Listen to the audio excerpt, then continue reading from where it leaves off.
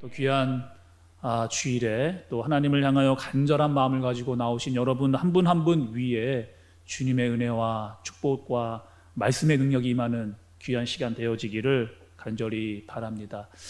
여러분 요즘 세상을 좀 살아가시면서 또 여러 가지 사회에 일어나는 일들을 바라보시면서 여러분 어떤 마음으로 이렇게 세상을 여러분 좀 보고 계셔요?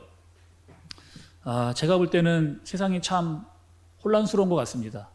정치, 경제, 문화, 심지어는 안보까지 뭐 하나 이렇게 안정감이 없는 것 같은 그런 세상과 사회의 분위기를 느낄 수가 있죠. 시대때로 조금만 우리나라에서 뭔가 하려고 하면 북한에서 미사일을 쏘겠다라고 뭐 그렇게 막 분위기를 조성하고 전쟁을 일으킬 것만 같은 상황을 보이면서 위협적인 그런 모습을 보이기도 합니다. 또 여러분 우리나라 자체가 이 미국, 중국, 일본, 러시아 이 지정학적 위치적으로 굉장히 예민한 곳에 위치해 있고 이 강대국들이 자기의 이익을 이렇게 더 추구하기 때문에 참 복잡한 관계에 이렇게 얽혀 있는, 그래서 한쪽으로 치우치면 굉장히 이렇게 어려울 수 있는 상황에 놓여 있는 우리나라의 정황이 있죠. 국제적인 상황뿐만 아니라 여러분 나라 안의 상황도 좀 그런 것을 볼 수가 있습니다. 청년들이요 열심히 공부해서 또 대학을 갔습니다. 근데 대학에 가서도 굉장히 이렇게 혼란스러워요. 대학에 갔으면 좀 대학에 있는 큰 학문에 대해서 좀 열심도 갖고 학문의 넓은 틀도 배우고 문학도 좀 열심히 여러모로 학문을 배워야 되는데 이제 대학이라고 하는 것이 취업 사관학교 같처럼 돼버렸습니다. 그래서 들어갈 때부터 이미 이 대학생들이 뭘 하려고 하냐면 취업 준비와 취업 걱정으로 이 대학 생활 내내, 그래서 우리가 경험한 이 대학교의 낭만, 캠퍼스의 낭만 이런 거 사라진 지가 벌써 오래되었습니다. 졸업을 하고도요 1, 2년 동안 그냥 부단히 취업 준비를 해야만 취업이 될까 말까 하는 참 어려운 시대를 이렇게 살고 있죠. 그래서 이 청년들이 늘 어떻게 살아야 되는가 라고 하는 걱정과 근심이 끊이지 않는 그런 시대를 살아가고 있습니다. 어떤 청년들은 결혼하기가 좀 두렵다고 집값이 얼마나 천정부지로 막 솟고 있는 거예요. 집 하나 마련하는 것도 평생을 살아야 살까 말까 하는 그런 시대이죠. 먹고 사는 게 참 걱정된다라고 하는 그런 시대입니다. 누구는 퇴직을 하고 은퇴를 하고 나면 그 다음에 그 다음 생활을 어떻게 해야 되는가에 대한 두려움이 끊임없이 찾아오는 그런 시대를 여러분 살아가고 있죠. 그래서 여러분 현대를 살아가는 사람들에게 가장 많이 느끼는 증세가 있답니다. 시대를 살아가면서 특히 현대를 살아가는데 현대를 살아가는 사람들이 제일 많이 느끼는 마음의 상태, 그 상태는 바로 불안이라고 하는 그런 증세가 우리 마음 가운데에 가장 많이 찾아오는 것. 이 불안하기 때문에 마음이 늘 어떻게 되는 거예요, 여러분? 혼란스러워지는 겁니다. 무언가 뚜렷하게 보이는 게 없는 그런 시대를 살아가고 있는 거죠. 사람들이요, 이 불안한 것을 해소하기 위해서 찾기 시작한 것이 있습니다. 무엇을 찾았을까요, 여러분? 이 마음에 불안한 마음이 자꾸 생기니까 사람들이 찾는 거예요. 무엇을? 눈에 보이는 것을 찾는 거예요. 눈에 보이는 것을 내가 좀 잡으면 좀 안심이 될 것 같은 거예요. 그래서 이 대학생들이 뭘 하느냐? 끊임없이 높은 스펙을 쌓으려고 계속해서 노력을 하는 거죠. 그래서 그만큼 높은 스펙을 쌓으면 이제 좀 취업이 되겠구나라고 하는 안심을 갖게 되는 겁니다. 조금 나은 회사에 들어가면, 대기업에 들어가면 안심이 되는 거야. 이 대기업이 나를 그래도 얼마 동안은 책임져 줄 수 있겠다라고 하는 눈에 보이는 그 대기업에 들어가는 것이 나에게 안정이 되는 거죠. 그래서 여러분 시대가 사람을 무엇으로 평가하느냐? 눈에 보이는 것으로 사람들을 평가하는 겁니다. 이 사람은 어느 학교에 다니는지, 어떤 직장에 다니는지, 어느 정도의 집 크기에서 살고 있는지, 자동차는 뭔지, 어떤 사람을 만나는지, 그러니까 이 사람을 판단하기 위해서 이 사람에게 보이는 것이 사람을 평가하는 그런 시대를 우리가 살아가고 있는 거죠. 여러분, 오늘 말씀에도요, 눈에 보이는 무언가를 찾는 사람들이 나오고 있는 것을 볼 수가 있습니다. 오늘 말씀을 보면 여러분, 우리가 잘 알고 있는 뭐가 등장하냐면 바벨탑 사건의 말씀의 내용이에요.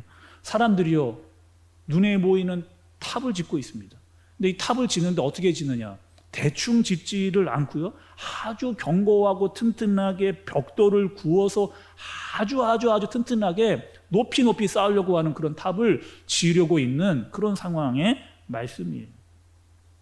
여러분, 말씀해 보면 사람들이 탑을 높이 쌓는 목적이 아주 분명하게 나와 있습니다. 4절의 말씀을 여러분 한번 좀 보시죠. 성경 말씀을 통해서 또 말하되 자 성읍과 탑을 건설하여 그 탑 꼭대기를 하늘에 닿게 하여 우리의 이름을 내고 온 지면에 흩어짐을 면하자 하였더니. 그러니까 사람들이 여러분 지금 이 탑을 만드는데 탑의 목적이 뭐예요? 내 이름을 거는 거예요. 우리의 이름을 거기에 거는 거예요. 더 높이 쌓아서 우리가 흩어지지 않게 하기 위한 것이 그들이 탑을 쌓는 목적이었습니다.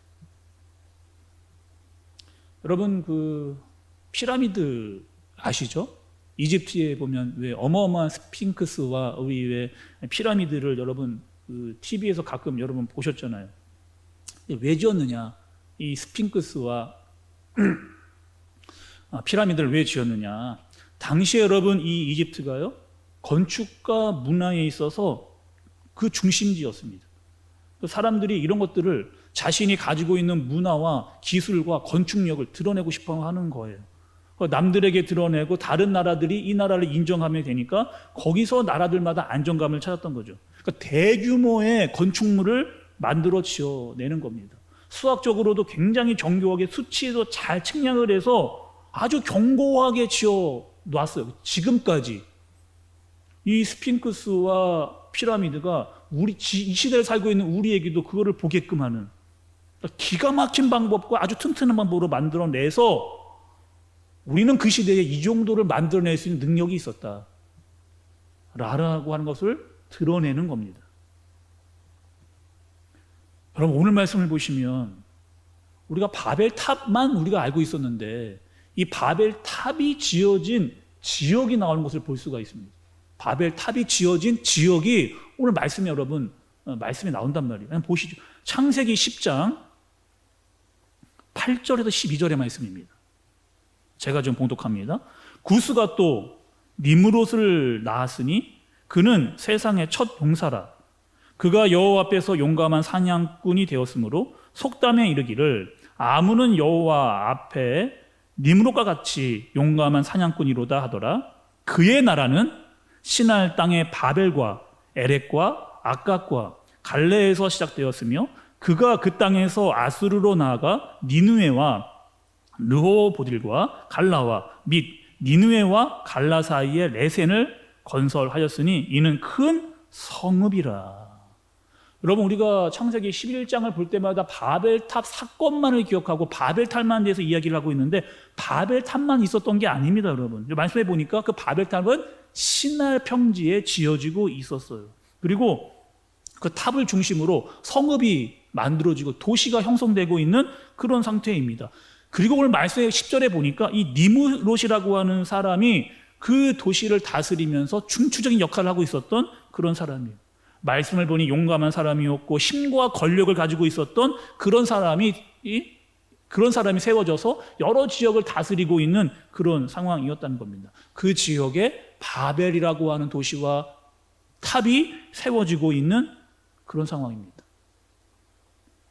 여러분, 우리가 바벨 얘기를 많이 들었는데 이 바벨이라고 하는 뜻의 원어의 뜻이 있습니다. 이 바벨이라고 하는 뜻이요, 혼란스럽다는 뜻이, 혼돈스럽다라고 하는 뜻이 바벨의 뜻입니다. 여러분, 우리가 창세기 지금 11장의 말씀을 살펴보고 있는데 창세기 7장과 9장의 말씀을 보면 여러분 어떠한 말씀이 나오느냐, 노아의 홍수 심판 때가 말씀에 등장을 합니다. 그러니까 여러분, 노아 시대에 죄가 정말 만연해서 하나님께서 물로 심판을 하시죠. 어떻게 심판하십니까? 150일 동안 세상에 완전히 물에 잠기게 만들어버리는 거예요. 그 어떠한 생명체도 다 살아날 수 없는 하나님께서 정말 무서운 심판을 온 세계에 다 내리셨습니다. 그리고 10장에 보면, 창세기 10장에 보면 노아를 시작으로 다시 자손들이 태어납니다. 낳고 계속 낳는 거예요. 근데 이 사람들이요, 자라나서 하나님 중심으로 살아야 되는데 하나님 중심으로 살지를 않습니다. 또다시 뭐 하는 거예요? 이 사람들이 또다시 자기네들끼리 모여서 자기들의 나라를 만들고 있는 그런 상황이에요. 아주 견고하게 만들자, 튼튼하게 만들자, 더 성읍을 또 탑을 잘 세워서 그 꼭대기 위에다가 우리의 이름을 걸고 절대로 흩어지지 말고 똘똘 뭉쳐 살자, 이렇게 이야기를 하는 거죠. 그래서 여러분 11장의 말씀을 살펴보면 볼수록 하나님 중심으로 살았다, 하나님의 말씀으로 살았다라고 하는 구조를 찾을 수가 없어요. 나라를 세우는데 어떻게 했느냐? 다 자기의 말만 하는, 다 자기의 말만 하는, 그러니 어떻게 되는 거예요? 이 나라가 혼잡스러울 수밖에 없는 그런 나라로 가게 되어지는 겁니다. 이 땅을 살아가면서 여러분, 이 말이라고 하는 거, 이게 여러분 얼마나 중요한가요? 제가 이렇게 보니까 이 영어를 잘하는 사람들은 굉장한 특권을 가지고 있습니다. 그러니까 어느 나라를 가도 이 영어를 잘하는 사람은 크게 불편함이 없는 거예요. 웬만한 나라들이 다 영어를 사용하기 때문에 그냥 모르면 영어로 물어보고 말해서 어디를 가든지 무엇을 할 수 있는지 다 물어보면 그만큼 이 영어라고 하는 수단을 통해서 서로 간의 소통을 잘 할 수 있게 되어지는 매개체가 되는 겁니다. 근데 오늘 1절의 말씀을 보니까 온 땅에 죄송합니다. 1절의 말씀을 보니까 온 땅에 언어가 하나고 말이 하나였다는 거예요. 그러니까 그 탑을 짓고 도시를 짓는 데 있어서 사람들이 서로 간의 소통이 어땠다는 거예요. 아주 원활하게 잘 소통이 되는 그런 환경이었어요. 그렇다면 여러분, 그들끼리 소통이 잘 되고 있는, 말과 언어가 하나여서 서로 소통이 잘 되는 상태였다면 우리끼리, 야, 하나님의 심판이 있지 않았느냐, 하나님이 우리를 구원해 주지 않았느냐, 우리 죄 지으면 하나님의 심판이 또 임하니 우리 정말 제대로 하나님 앞에서 하나님의 말씀으로 좀 살아가자 라고 말하면 참 좋은데, 그런 말씀이 나오지를 않고 다 자기들의 이야기만 하고 있는 바벨의 상태를 말씀이 보여주고 있는 겁니다. 여러분, 도시의 이름의 뜻이 뭐라고요? 혼돈, 혼란이라고 말씀을 드렸어요. 근데 여러분, 이 바벨이라고 하는 이 나라가 창세기 11장에만 등장을 하느냐? 그렇지를 않습니다. 창세기 11장에만 등장하지 않아, 이 바벨이라고 하는 나라가. 다니엘서를 보면 다니엘서에 느부갓네살 왕이 나옵니다. 이 느부갓네살 왕이 세운 나라가 어떤 나라냐면 바벨론이라고 하는 나라. 역사학적으로 보면은 이 나라가 바벨론이 아닙니다. 그러니까 이 바벨론이라고 하는 이 나라도 그 당시에 최고의 수준의 큰 도시, 정치, 경제, 문화적으로 무엇 하나 빠질 수 없는 아주 큰 나라였고 중심적인 핵심이 되는 그런 나라였단 말이에요. 근데 이 느부갓네살이 바벨론이라고 하는 나라를 만들어 놓고 자기 스스로 감탄을 합니다. 그 말씀이 여러분 말씀에 나왔다니까요.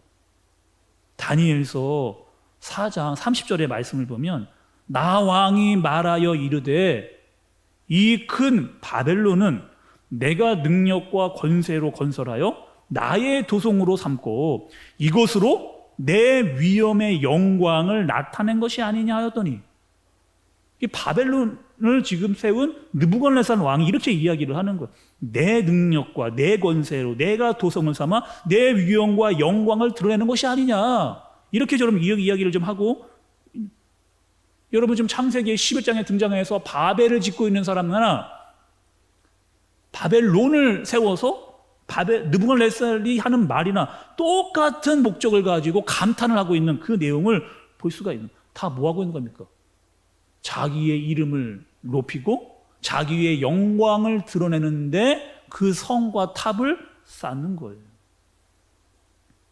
하나님께서 분명히 사람들을 흩으셨는데 또다시 모여가지고 자기들의 나라를 세우고 있는. 그리고 여러분, 이 구약에서 말씀을 보시게 되면 이 바벨론이라고 하는 나라가 이스라엘 백성들을 끊임없이 괴롭히는 나라 중에 한 나라가 이 바벨이라고 하는 나라이라는 거예요. 그럼 이 바벨이라고 하는 나라가 구약에서 끝나지를 않습니다. 말씀을 보시면 이 바벨이라는 단어가 어디까지 가느냐?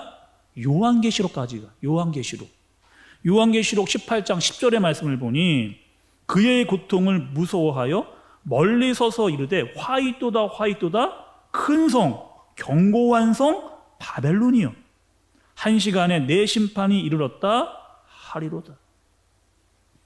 그러니까 창세기에 시작되었던 이 바벨이 요한계시록까지 사라지지 않고 계속 이 역사 속에 등장하는 것을 볼 수가 있는, 모여서 자기끼리 똘똘 뭉치자는 거예요. 끝까지 자기의 이름을 내자는 거예요. 이런 생각만 하면서 나라가 지금 세워져 가고 있는 그런 나라를 볼 수가 있는 거죠. 우리가 눈에 보이는 것에 관심을 갖고 거기에 마음을 의지하면서 살아가자라고 하는 이 바벨이라고 하는 나라가 계속해서 나오는 겁니다.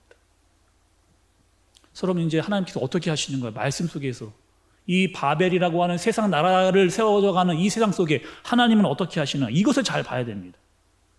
여러분, 우리가 읽지는 이제 않았지만 오늘 본문 바로 다음에, 그러니까 창세기 11장 10절부터 나오는 말씀을 보면 또다시 족보가 나옵니다. 그러니까 우리가 읽었던 창세기 11장 1절과 9절의 말씀 앞에도 족보가 나오고 뒤에도 족보가 나와요. 근데 이 뒤에 나오는 족보는 뭐냐? 이제 하나님의 사람들을 선택해 나가는 그 과정의 족보를 이제 보여주는 겁니다. 보시면 여러분 10절에 이렇게 나와 있어요. 셈의 족보는 이러하니라. 말씀을 여러분 성경에서 보시면 10절에 이렇게 기록이 돼요. 셈의 족보가 나옵니다. 그리고 계속 낳고.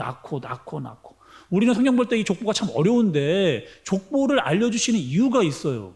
대대적으로 하나님께서 의도하시는 것을 역사학적으로 보여주기 위해서인 겁니다. 그리고 말씀을 쫙 내려가서 보니까 26절에 보면 여러분, 데라는 70세에 아브라함과 나홀과 하란을 낳았더라. 그러니까 아브라함이 등장을 하는 거예요. 그리고 창세기 12장부터 무슨 내용이 나오냐? 아브라함과 그의 자손들에 대한 이야기가 나오게 되는 거죠. 그러니까 하나님께서 지금 하나님의 백성들, 이 바벨이라고 하는 세상 나라 사람들 가운데서 하나님의 사람을 선택해서 하나님의 사람들로 말미암아 하나님의 나라를 세워져 가고 있는 이 역사를 창세기부터 보여주고 계시는 거예요. 하나님께서 아브라함에게 너는 내가 너에게 보여주는 땅으로 가라는 겁니다. 내가 너가 살 땅을 주겠다는 거예요. 영토를 주겠다는 거예요. 그리고 하나님의 사람들이 아브라함의 자손을 통해서 번창해 나가는 것을 볼 수 있습니다. 백성들을 주셨어요. 땅을 주셨어요. 그리고 여러분, 우리가 구약의 말씀을 보면 여러 가지 율법들이 나오는데 법률도 주셨습니다. 그러니까 나는 너희의 하나님이 되고 너희는 내 백성이 되겠다라고 하는 이 말씀을 주시면서 하나님의 나라가 확장되어지고 있는 것을 이미 창세기 때부터 하나님께서 우리에게 보여주시는 거죠. 그래서 성경을 읽어가게 되면 이 두 나라가 계속해서 대비돼서 나오는 것을 볼 수가 있습니다. 어디서부터 어디까지? 창세기에서부터 요한계시록까지 나오는 것을 볼 수가 있는 거예요. 여러분, 우리 오늘 말씀의 제목이요, 우리는 어디서 살아야 되는가? 뭐 서울에 사느냐, 경기도에 사느냐, 강북에 사느냐, 강남에 사느냐, 이 얘기를 하려고 하는 것이 아닙니다. 여러분, 우리는 어느 시점을 살아가고 있느냐? 우리는 여러분 창세기부터 요한계시록 사이를 살고 있는 사람들이라는 거예요. 그래서 우리는 둘 중 하나를 반드시 선택을 해야 됩니다. 하나님 중심으로 살아가면서 하나님의 말씀대로 살아가는 하나님의 백성이 되든지, 아니면 혼란스러운 바벨과 같은 세상에 살면서 세상 사람들이 말하는 데에 빠져가지고 살든지, 하나님께 영광을 돌리며 살든지, 자신의 이름을 높이려고 하는 세상에 살든지, 예수 그리스도를 따라 살든지, 아니면 옛 아담과 같이 살든지, 성령을 따라 살 것인지 정욕과 욕심에 빠져 살 것인지 우리가 결정하라는. 여러분, 우리는 어떤 사람들이에요? 우리는 어떤 사람들이니까 말씀을 통해 계속해서 여러분 우리가 듣고 알고 깨달아가면서 알고 있는 우리는 어떤 사람들이라는 거예요. 비록 바벨과 같은 세상을 살아갑니다, 우리가. 그러나 우리의 소속은 바벨이 아니라는 거예요. 바벨이 때로는 이스라엘 백성들을 힘들게도 합니다. 고통도 이루 말할 수 없이 주는 거예요. 그리고 바벨이 잘 나가는 것처럼 보이는 거예요. 우리도 바벨 같은 곳에 살고 싶은 마음이 있는 거예요. 그런데 하나님은 바벨과 같은 세상 속에서 너희는 어떻게 살아야 한다는 거야? 하나님의 백성으로 살아야 한다 라고 하는 이 사실을 우리에게 알려주시는 거예요. 그리고 이 말씀이 창세기부터 요한계시록까지 계속해서 나가면서 하나님의 사람들을 세워가는 것이 하나님의 계획이요 역사인 겁니다. 여러분, 그 맹모 삼천지교라는 이야기가 있잖아요. 맹모 삼천지교. 또 말이 나면 제주도도 보내고 사람이 태어나면 서울로 보내라, 이런 이야기가. 이 말뜻이 여러분 뭔가요? 그러니까 괜찮은 그 분위기 속에서 살면 더 좋아질 거라고 하는 생각이 있다는 거예요. 여러분, 틀린 말은 아니잖아요. 그래서 우리가 좋은 곳에서 살고 싶은 마음이 우리 가운데 있는 겁니다. 우리 애들도 태어나면 좋은 환경, 이왕이면 좋은 집에서 좋은 혜택을 받고 좋은 교육을 받게 싶고 하는 게 당연한 거라는 거예요. 이왕이면 교통도 편리하고 문화도 좋고 교육도 좀 뛰어난 곳에서 살고 싶은 그런 곳에 당연한 마음이라. 이게 일반적인 사람의 심리라는 거예요. 여러분, 우리에게 아주 중요한 게 있습니다. 세상 사람들이 좋다고 하는 것들이 우리에게 다 좋지는 않은 거예요. 우리에게 반드시 하나님의 사람으로 분별이 있어야 되는 거예요. 아브라함이 갈대아 우르를 떠날 때 같이 떠난 사람이 있습니다. 롯이라고 하는 사람이죠. 근데 이 롯이 아브라함과 함께 생활을 하다가 롯과 갈등이 생겨서 갈라서게 되는 상황을 맞이합니다. 갈수록 아브라함의 가축도 늘어나고 롯의 가축도 늘어나는 거예요. 그래서 물을 먹이러 가다 보면 자꾸 갈등이 생기다 보니까 더 이상 같이 할 수가 없어서 아브라함이 이제 너는 따로 나가라, 이렇게 이야기하는 말씀이죠. 그래서 아브라함이 롯에 이렇게 이야기해요. 동서남북 너가 어디든지 가라. 네가 우하면 나는 좌하고 네가 좌하면 나는 우하겠다라고 하면서 모든 선택권을 다 롯에게 줍니다. 그리고 그때 롯이 봤던 곳이 있어요, 여러분. 내가 보니 정말 풍요롭고 정말 살기 좋은 곳이 보이는 거예요. 야, 저기 가면 많은 사람들이 모여있고 저기만 가면 내가 성공할 수 있겠다라고 하는 그곳이 보였습니다. 성경에는요, 마치 거기가 여호와의 동산 같았다라고 표현될 정도로 굉장히 좋아 보이는, 그곳에 가면 내가 성공할 수 있을 것 같고 내가 거기 가면 잘 살 수 있을 것 같은 곳이었는데, 거기가 어디예요, 여러분? 우리가 잘 알고 있는 소돔과 고모라입니다. 근데 그곳으로 갔는데 문제가 생기는 거죠. 처음에는 살기 좋았을지 모르겠습니다. 근데 가면 갈수록 시간이 흐르면 뭐 하는 거예요? 이 롯과 그의 가족들이 완전히 그 소돔과 고모라의 문화 속에 빠져버리는 거예요. 안주하기 시작하고 죄 속에 완전히 뒤섞여 버리는 겁니다. 소돔과 고모라라고 하는 이 죄악된 세상에 완전히 빠져 사니까 무엇이 중요한지를 잃어버린 롯과 그의 가족들이 말씀에 나오는 거죠. 신앙을 가지고 하나님 중심으로 살아야 되는데 내가 보이는 것이 더 중요하다고 생각을 하니까 그것만 따라가고 내 중심적으로 내 이름을 더 높이 올리고자 하는 세상에 살다 보니까 중요한 것들을 잃어버리는 거예요. 여러분, 세상에 살면서 어떠세요? 지금 세상 사람들이 다 그렇게 살고 있잖아요.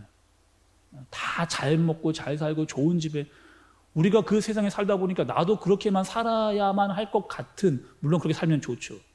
그러나 그것이 인생의 목적이 되어서는 안 되는데 그 무리에 끼어서 죄를 짓든 말든 그냥 잘 먹고 잘 살면 된다라고 하는 그 세상 풍파 속에서 우리가 살고 있는 거예요. 신앙적으로 좀 살려고 하면, 세상에서 말씀도 좀 보고 기도도 좀 하고 신앙생활을 열심히 하려고 하면 유별나 보인다고 하는 겁니다. 세상 사람들이 우리 보러. 신앙을 지키면 내가 뒤처질 것 같은 마음이 우리 안에 은근히 들어오는 거예요. 내가 우선으로, 내가 잘 나가야 되고 물질 우선주의와 점점 성적으로 타락하는 그 상황 속에서 어떻게 살아갈지를 알아야 되는데 그렇게 모르니 그곳에 빠져 사는 겁니다.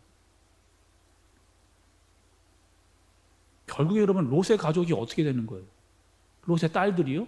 그 지역에 있는 질 좋지 않은 남자들을 만나 사귀게 되는 거예요.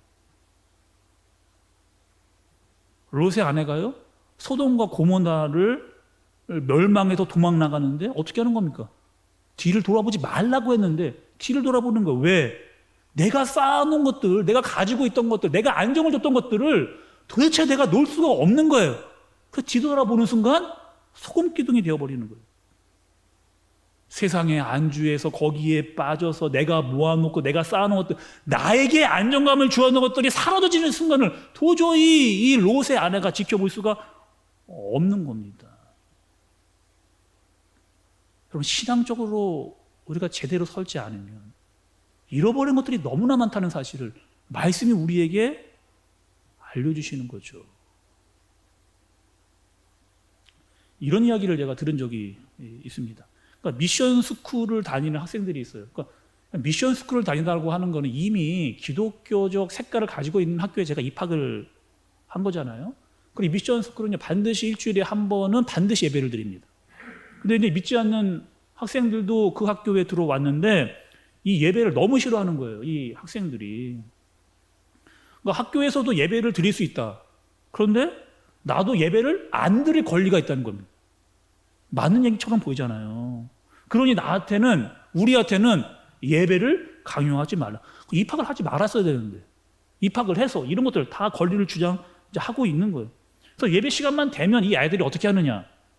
책을 본다든지 아예 이어폰을 꽂아버리는 거예요. 이 예배를 안 들으려고 아예 다른 음악을 들어버립니다. 계속 옆에 있는 친구와 예배는 안 드리고 떠들고 계속 이야기합니다. 우리 예배 인도자가요, 찬양 인도자가 말씀을 전하러 왔던 이 목사님들이 너무 힘들어하는 거예요.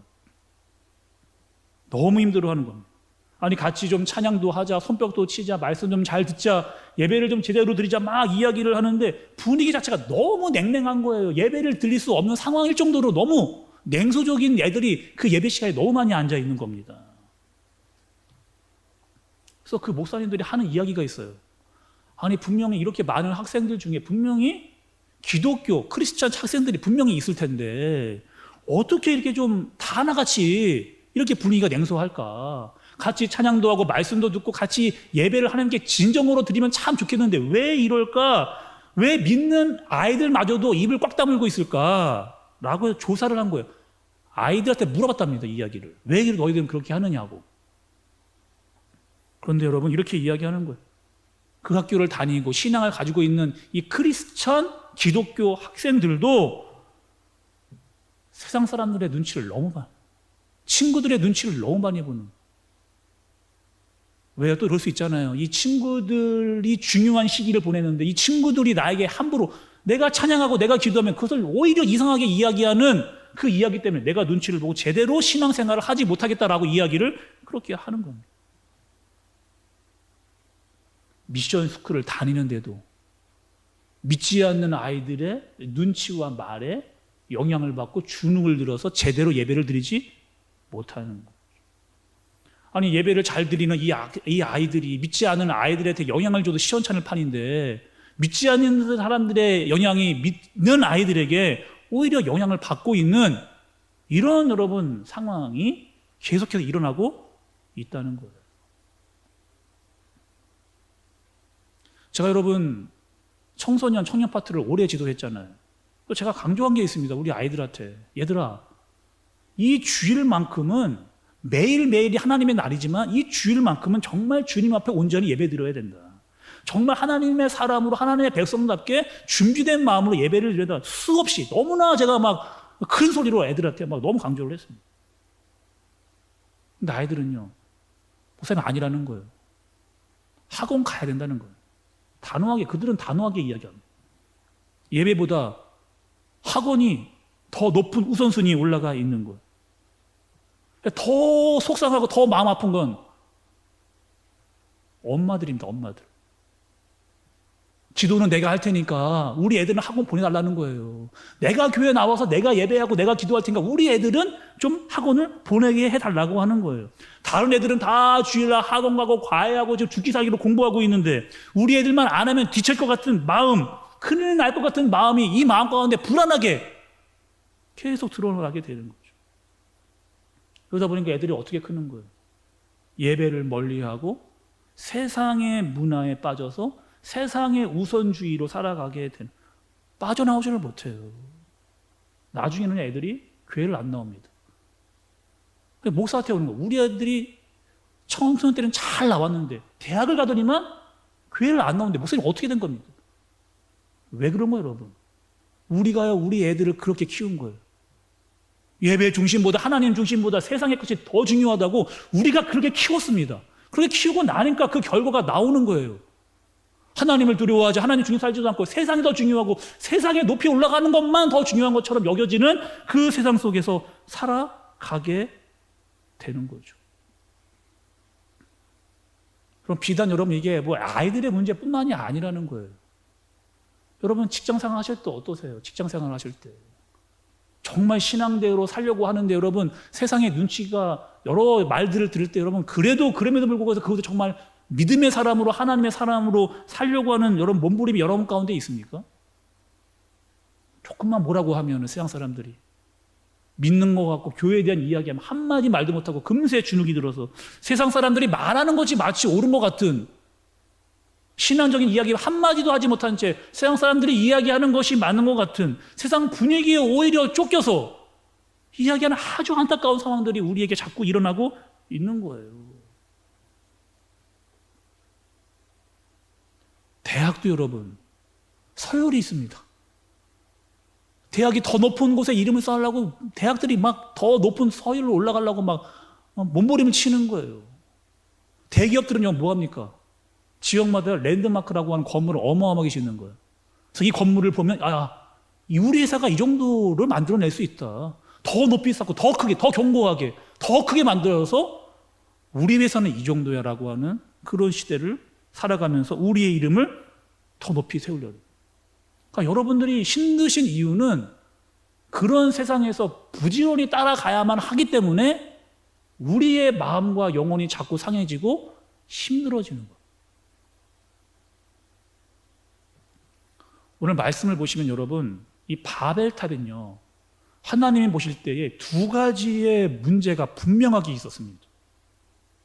첫 번째는 무엇이냐?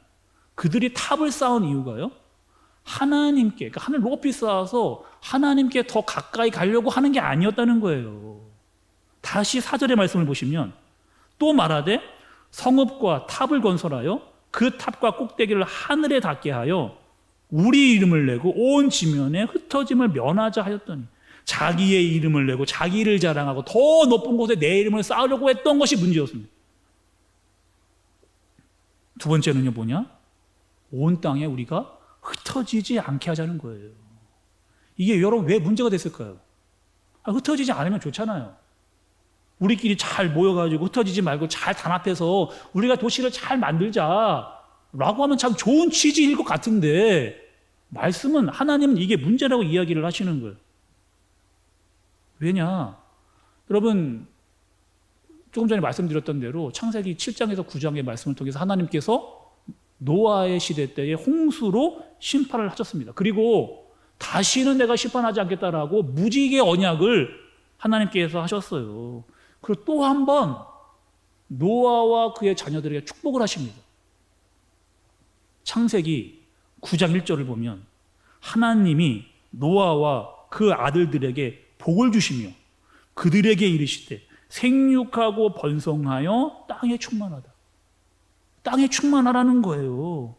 이제 더 이상 내가 물로 심판하지 않을 테니까 너희는 안심하고 세상에 흩어져서 생육하고 번성하고 땅에 충만하라 라고 하나님이 분명히 말씀하셨는데 이 사람들이 어떻게 하는 거예요? 더 높은 건물을 만들어 흩어지지 않기를 더 높은 곳으로 올라가려고 하는 홍수가 와도 이 건물로 올라가면 안전할 것 같다라고 하는 자기 생각에 빠져있는 세상으로 흘러가고 있는 겁니다. 결국 뭐 하는 거예요, 여러분? 흩어지지 말고 우리 힘으로 우리 문명의 힘으로 멸망하지 말고 우리가 우리를 구원하자. 살아나보자. 이렇게 이야기를 하는 거죠. 아주 교만한 하나님을 알지 못하는 그렇게 하나님께서 심판하심에도 불구하고 여전히 자신의 뜻과 생각대로만 살아가려고 하는 세상 생각이죠. 세상 사람들의 생각입니다. 여러분 오늘 말씀을 통해서 나는 어디에 살고 있는가를 잘 생각하셔야 돼요. 나는 누구를 의지하고 살아가는가? 어디에 빠져 살고 있는가? 세상을 의지하고 세상 사람들에 빠져서 그들이 좋다가라고 하는 것에 빠져서 죄를 지으면서도 이것이 죄인들도 모르고 좌절하고 절망하고 있는데 이것이 문제가 어디인지도 모르고 상처받고 아픔이 생기는데 이 아픔이 왜 오는지도 모르고 계속해서 치달아 살아가고 있는 세상 속에 살아가고 있는 사람은 아닌지 말씀을 통해 분별할 수 있는 능력이 우리에게 있어야 된다는 거예요. 왜 여러분?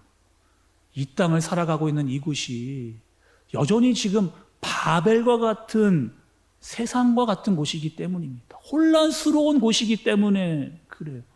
사람들은 더 높은 곳에 더 높이 탑을 올리려고 하는 그런 시대를 살아가고 있기 때문에 누구는요 돈으로 그 탑을 쌓으려고 하는 거예요. 누구는 내 명예로 그 탑을 쌓는 거예요. 누구는 더 큰 집, 누구는 사람들의 인정을 계속 받는 걸로 탑을 쌓으려고 하다가 보니까 정말 제일 중요한 것은 잊어버리고 있는 이 바벨에서 사는 사람들이 잊어버린 것이 뭐예요?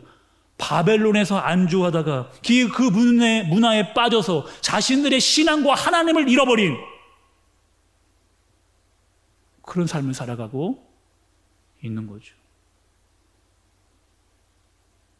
우리가 잊지 말아야 할 것이 있잖아요. 영원한 심판 가운데에서 구원하신 분이 있다라고 하는 거.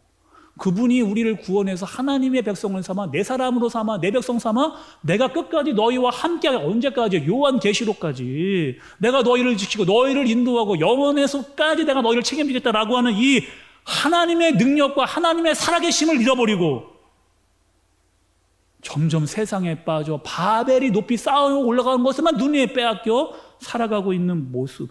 그러니 세상에서 하나님이 기억나지를 않는 거예요.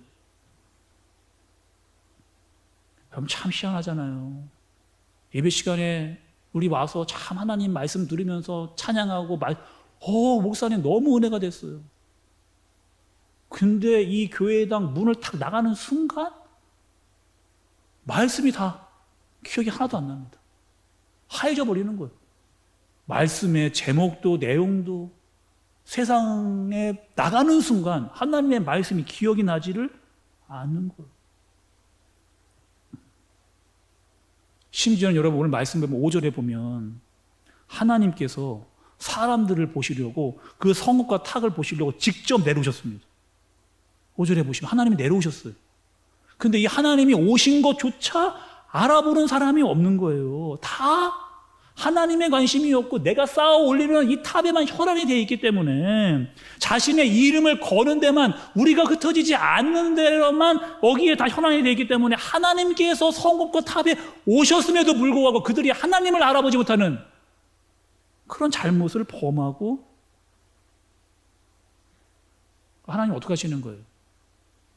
다시 물로 심판할 수는 없고 그들의 언어를 혼잡하게 해서 이 사람들을 흩어버리시는 거예요. 여러분, 바벨은요, 우리가 보고 있는 이 세상은 아름다운 곳입니다. 재미가 있어요. 뭔가 우리에게 해줄 것 같은 그런 세상입니다. 바벨도 그런 곳이었고 느부갓네살의 바벨론도 그런 곳이었습니다. 우리가 그곳에 가면 뭔가 우리에게 성공을 줄 것 같고 내가 기대한 것을 채워줄 것 같고 뭔가 원하는 것들이 이루어질 수 있는 그런 곳이에요. 그래서 사람들이 거기에 마음을 자꾸 빼앗기면서 글로 가는 거예요. 근데 결국 여러분 이 바벨은 요한계시록에 가면 하나님의 나라는 갈수록 왕성해지만 이 바벨의 나라는 멸망당하게 돼요.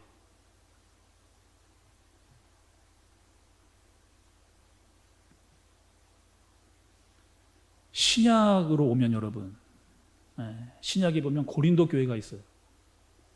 이 고린도 교회가 여러분 고린도 전후서를 읽어보시면 참 안타까운 얘기인데 이 고린도 교회가요 세상에 영향을 받는 거예요. 세상의 문화가 교회 안으로 들어왔습니다. 도덕적인 문제가 생겨요. 타락의 문제가 생겨요. 음행의 문제가 생겨요. 이단의 문제가 생겨요. 세상에 소송의 문제가 교회 안으로 들어옵니다. 이런 일이 생기면 안 되는데 세상에 영향을 받아서 교회 안으로 잘못된 일들이 자꾸 들어오는 거예요. 그러니까 바울이 이 문제를 가만 놔둘 수가 없어서 편지를 써서 정확하게 그들의 문제를 꼬집으면서 이야기해 주는 말씀이 있습니다.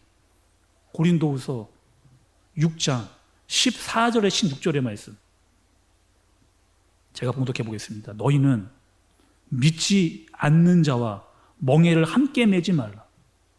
의와 불법이 어찌 함께하며 빛과 어둠이 어찌 사귀며 그리스도와 벨리알이 어찌 조화되며 믿는 자와 믿지 않는 자가 어찌 상관하며 하나님의 성전과 우상이 어찌 일치가 되리요. 우리는 살아계신 하나님의 성전이라. 이와 같이 하나님께서 이르시되 내가 그들 가운데서 거하며 두루 행하여 나는 그들의 하나님이 되고 그들은 나의 백성이 되리라. 이렇게 이야기하는 거예요. 너희가 어떻게 하나님의 백성과 하나님의 교회인데 세상 사람들과 같이 어둠에 빠져 있을 수 있느냐, 벨리알과 같은 이단에 빠질 수가 있느냐. 너희는 어떤 사람이라는 거예요? 하나님의 백성이고 하나님의 선택을 받은 사람들이고 하나님의 사람으로 의와 하나님의 능력을 바라면서 그리스도로 말미암아 살아갈 사람들인데 어찌하여 세상에 빠져서 이렇게 살아가느냐 라고 바울이 이야기를 하는 거죠. 여러분, 우리는 어떤 사람들입니까? 우리는요, 세상에 살지만 세상과 다른 사람들이에요. 하나님은 우리를 빛으로 부르셨어요. 그리고 나가서 세상에서 이 빛을 비추라고 말씀을 하셨습니다. 하나님을 우리를 의롭다고 부르셨어요. 죄인에서 의인으로 바뀌신 거예요. 자꾸 사람들은 자꾸 죄인으로 돌아가려고 합니다. 우리는 불법에 거할 수 없는 사람들이에요. 왜? 하나님의 백성이기 때문에 그래요. 하나님이 우리를 하나님의 성전 삼으셨습니다. 그리고 하나님의 성전으로 하나님의 백성으로 살아가야 되는데 세상의 문화와 사람들에 빠져 사는 모습을 보일 수 있게 되는 것. 사랑하는 우리 한샘의 성도 가족 여러분, 우린 지금 어디에 살고 있습니까?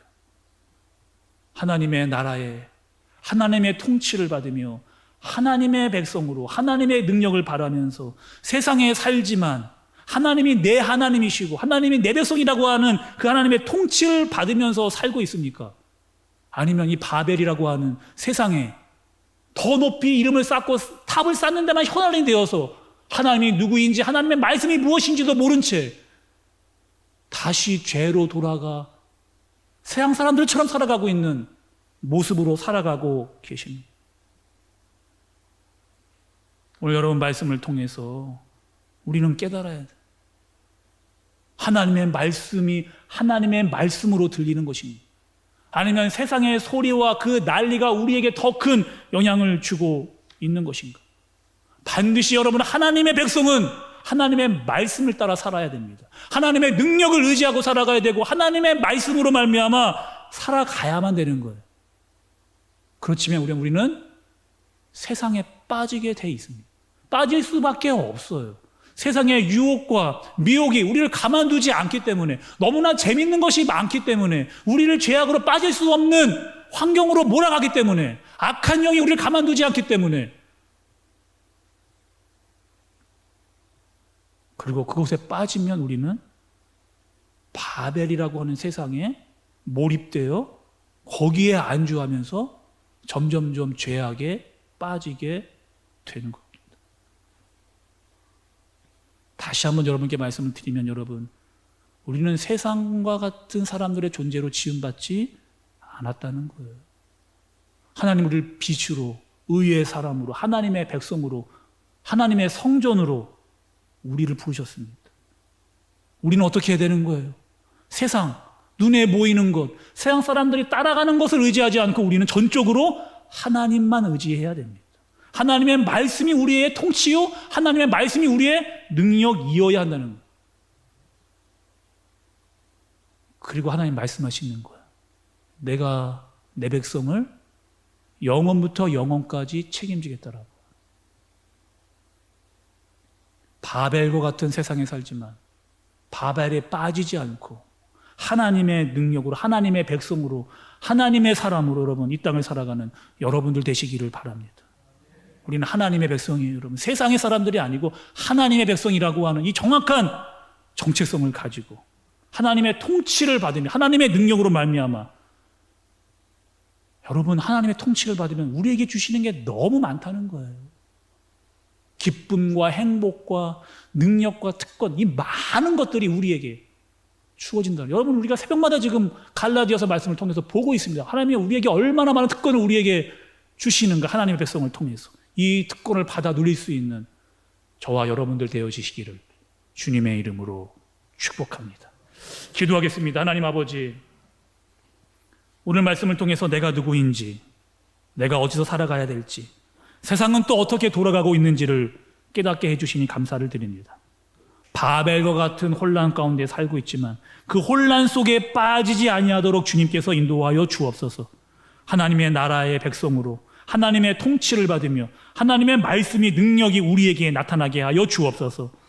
세상 사람들의 소리, 세상의 말, 세상의 풍조가 우리를 미혹하거나 유혹하지 않고 오직 하나님의 말씀을 붙잡고 말미암아 믿음으로 살아갈 수 있는 우리 모두가 되게 하여 주시옵소서. 예수님의 이름으로 기도드리옵나이다. 아멘.